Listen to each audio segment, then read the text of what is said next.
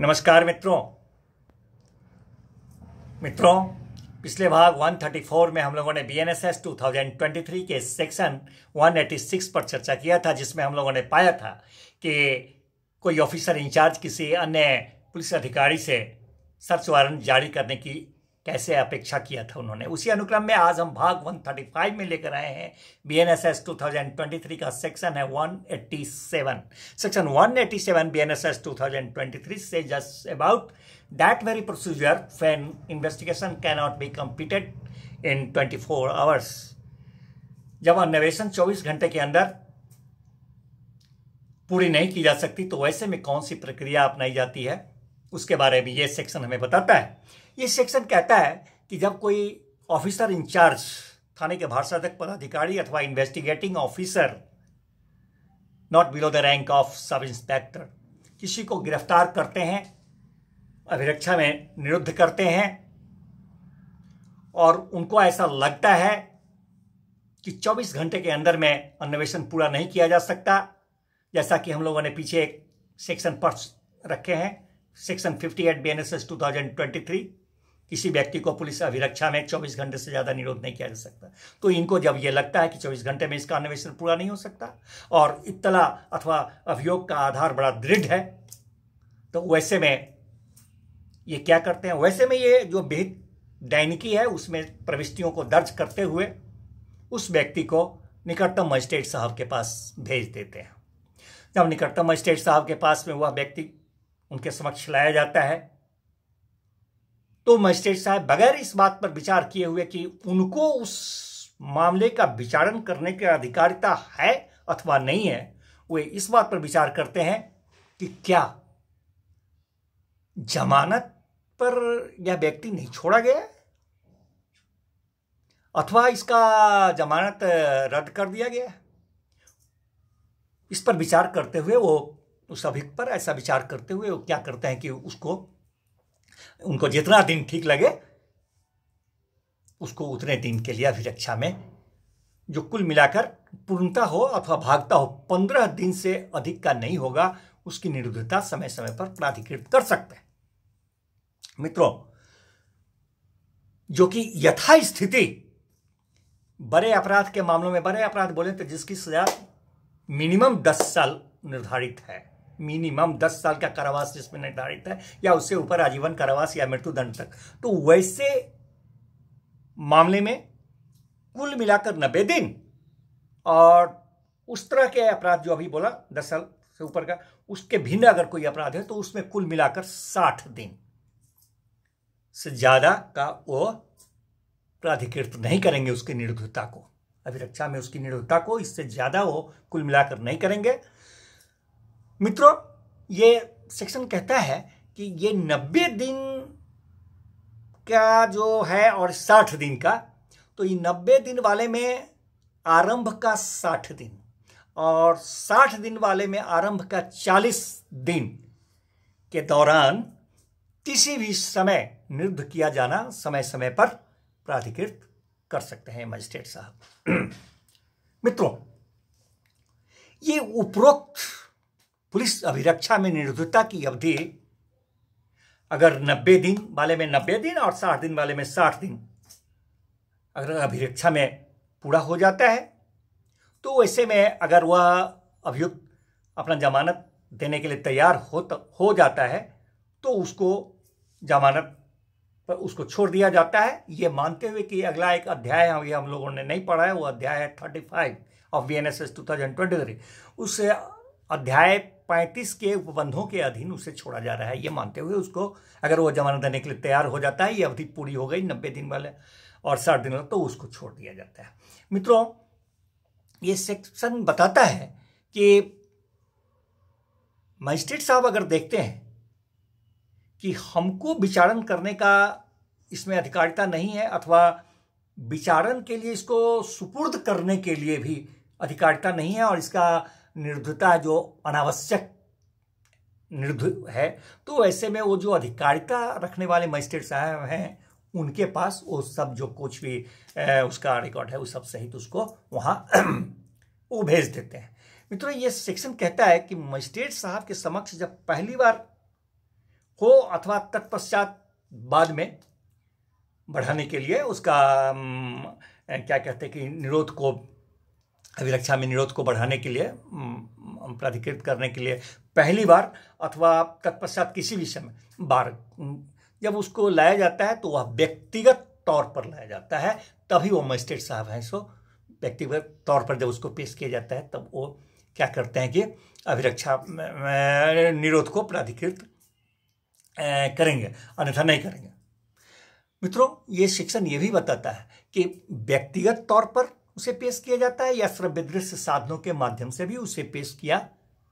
जा सकता है मजिस्ट्रेट साहब के समक्ष, और तब वो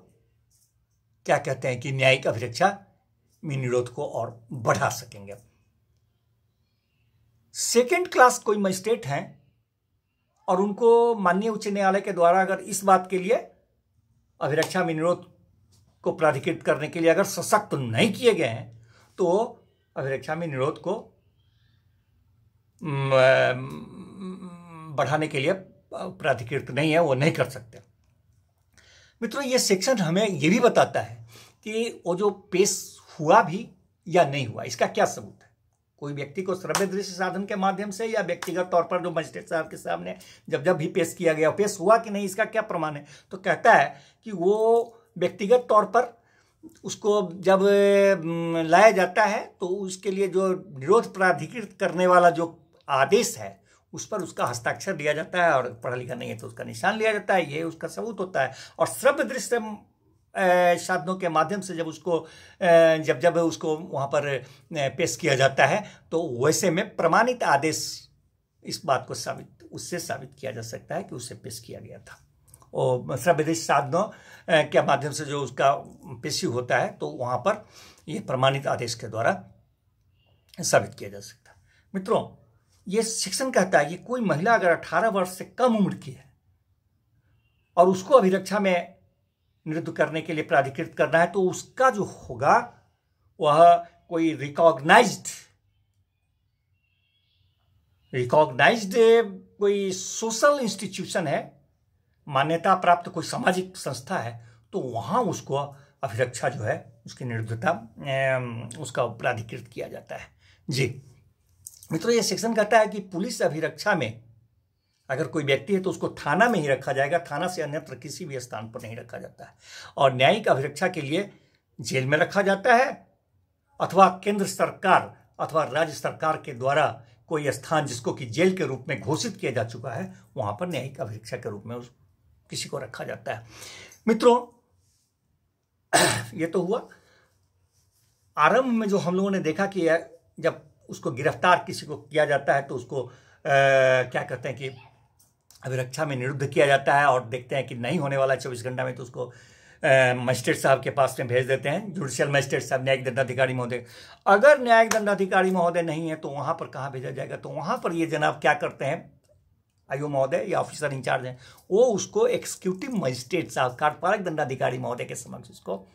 भेजते हैं। वो सब कागज जैसे वहां भेजे थे वैसे ही दैनिकी जो भी दैनिकी में जो प्रविष्टियां हैं उस सब सहित उसको कार्यपालक दंडाधिकारी महोदय के समक्ष उसको भेजते हैं, और उनके समक्ष जब आता है तो उसके उस अभिरक्षा में निर्दोषता की अवधि को वो मैक्सिमम 7 डेज के लिए प्राधिकृत करते हैं, उससे ज़्यादा नहीं कर सकते।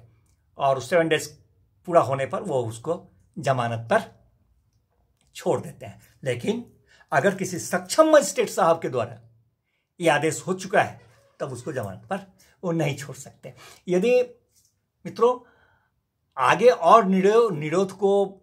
जो इस तरह से अभिरक्षा में निरोधता है उसको आगे बढ़ाने का आदेश होता है तो वैसे स्थिति में एक्सिक्यूटिव मजिस्ट्रेट साहब के आदेश से जितना दिन वह निरुद्ध रखा गया है, जितना दिन, उसको उस 90 दिन में अथवा 60 दिन में उसकी गणना जो है उसका काउंट उसमें किया जाता है, उस अवधि को उसमें जोड़ा जाता है। मित्रों कहते हैं कि जब एक्सिक्यूटिव मजिस्ट्रेट साहब क्या करते हैं कि उक्त अवधि जो है वह जब समापन होने वाला होता है तो उसको समापन होने से पहले ही पूरा उसका रिकॉर्ड जो ऑफिसर इंचार्ज अथवा आईओ इनको भेजे थे, उस सब सही तो निकटतम जुडिशियल मजिस्ट्रेट साहब को भेज देते हैं। मित्रों, कहता है ये सेक्शन कि ये पुलिस अभिरक्षा में निरोध प्राधिकृत करने वाले जो मजिस्ट्रेट होते हैं, कोई मजिस्ट्रेट हो, जैसा कि ऊपर हम लोग पढ़ चुके हैं, जो मजिस्ट्रेट होते हैं वो अपना ऐसा आदेश जो करते हैं, निरोध को प्राधिकृत करते हैं, उस आदेश करने के कारण को भी अभिलिखित किया करते हैं। और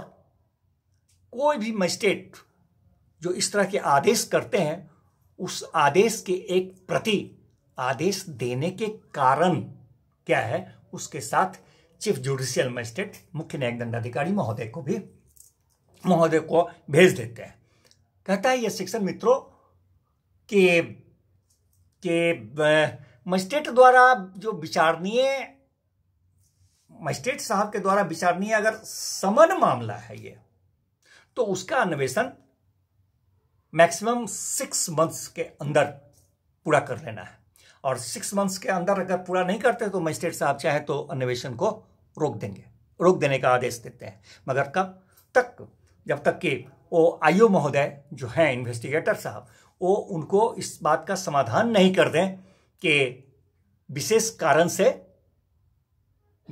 कारण से वो न्याय हित में इसका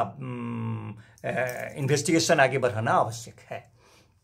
मान लिया जाए कि मजिस्ट्रेट साहब उसके इन्वेस्टिगेशन को, अन्वेषण को आगे रोक देते हैं। जब वो रोक देते हैं तो सत्र न्यायाधीश महोदय को, सेशंस जज साहब को अगर आवेदन दिया जाता है, अन्यथा किसी भी प्रकार से उनको इस बात का समाधान हो जाता है कि नहीं, आगे अन्वेषण आवश्यक है, तो वैसे स्थिति में वो क्या करते हैं, मजिस्ट्रेट साहब के द्वारा जो दिया हुआ आदेश है अन्वेषण को रोकने का, उसको रद्द कर देते हैं। और साथ ही जमानत अथवा अन्य किसी बात के बारे में जो विनिर्दिष्ट ऐसा कोई निर्देश के अधीन रहते हुए वो जो निर्देश देते हैं, वह अन्वेषण को आगे बढ़ाने का आदेश देते हैं। धन्यवाद मित्रों, मिलते हैं फिर नेक्स्ट भाग में नेक्स्ट सेक्शन के साथ।